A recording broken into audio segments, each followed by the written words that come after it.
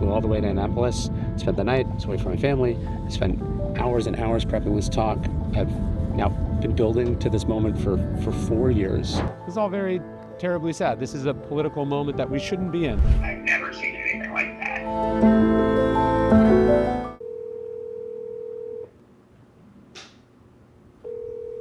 Hey, Ryan. Hey, Zach, did you just hear from the Naval people? They canceled it. They canceled it? Yes. For any particular reason? I was happy to accommodate, any specific language they wanted to avoid, but I couldn't cut it from the talk entirely. It's the core idea of what they're asking me to come lecture about. I've never seen anything like that. Well, now I gotta fly home.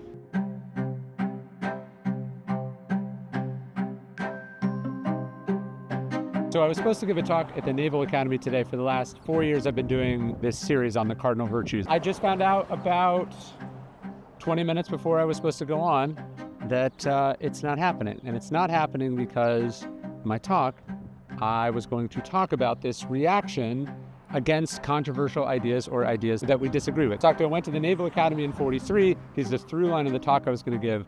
When Stockdale was at Stanford, he took a class on Marxism where they read only the primary text, no criticism, only the primary Marxist thinkers. And lo and behold, 5 years later, when he finds himself in a North Vietnamese prison camp where he is subjected not just to Marxist propaganda, but torture, he's able to draw on his familiarity with these ideas to get through it, to not be broken by it. And that's what I wanted to talk about in my talk today. The first lecture that I gave back in 21 was about courage and about principle. And all these virtues are interrelated in that sense. I've loved my time here at the Naval Academy. It's been one of the honors of my life. I'm terribly sad and somewhat bewildered that this amazing Institute of Higher Learning is now banning books, and not just banning books, but not allowing criticism of that decision as well. I felt like I couldn't in good conscience go and deliver this lecture telling these people who are going to go into harm's way while I am folding like a cheap suit because someone's putting pressure on someone who's putting pressure on someone who's putting pressure on someone who's putting pressure on me. I felt like I couldn't fold under that, so I opted not to give the talk. I was also supposed to speak to the football team. That was canceled. I was a fellow at the Stockdale Center. I don't know if that's been rescinded. It's all very terribly sad. This is a political moment that we shouldn't be in. These are discussions we shouldn't have to be having, and yet they also go to the very core of Stoicism. The Stoics lived in the time of Nero.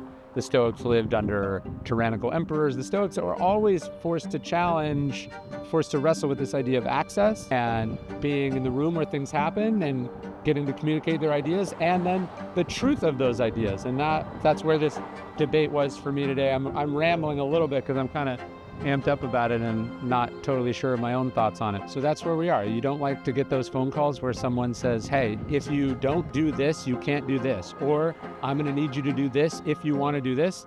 But that's where we are. Well, now I'm taking my Uber home to see my family.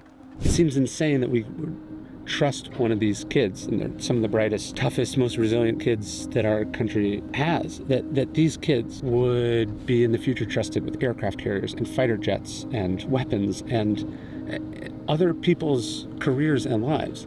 And yet we can't trust them with Maya Angelou or a book about social justice, a book that's critical of the Klan. I mean, it struck me as deranged. So here I am now in the car ride home. I flew all the way to Annapolis, spent the night, was away from my family. I spent hours and hours prepping this talk. I've now been building to this moment for 4 years, and that's not going to happen. Look, there's a moment in Stoicism. Helvidius, one of the Roman senators, is told by the Emperor Vespasian to stop criticizing him in the Senate, and he says, I can't do that. And the Emperor says, you have to not do it, or I will kill you. And he says, look, as long as I'm a senator, I got to do my job. You as the emperor, you can do your job.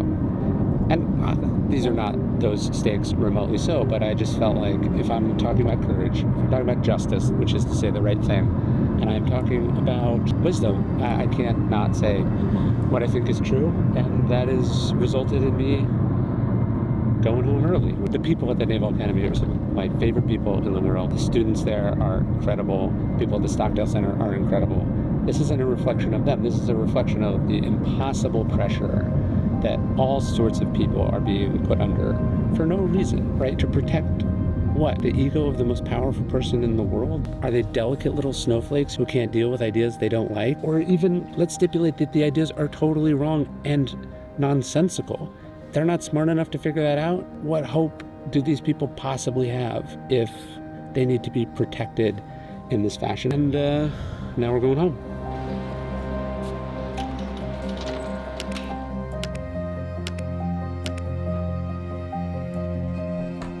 Sure, they can prevent me from going on stage, but they can't prevent me from delivering the talk. So I'm going to give the talk that I was going to give at the Naval Academy now. The response to this thing has been a bit crazy. I am now walking over to talk about it on CNN. When this happened, my thought was, look, I don't control whether they let me talk or not, but I do control whether I roll over, whether I let it work, in the sense that I let it silence the message, whether I go along with it, and also, you know, whether it works, like it makes me cynical and angry and mean or whatever. I decided I'm not gonna do that, so I'm gonna go talk about it on CNN, which is what I told them. I said, I think you think that by canceling a scheduled talk, you're gonna avoid controversy.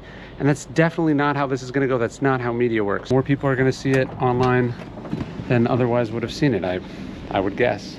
But here we go, I'm walking into the studio. Joining us now to discuss is author and philosopher Ryan Holiday.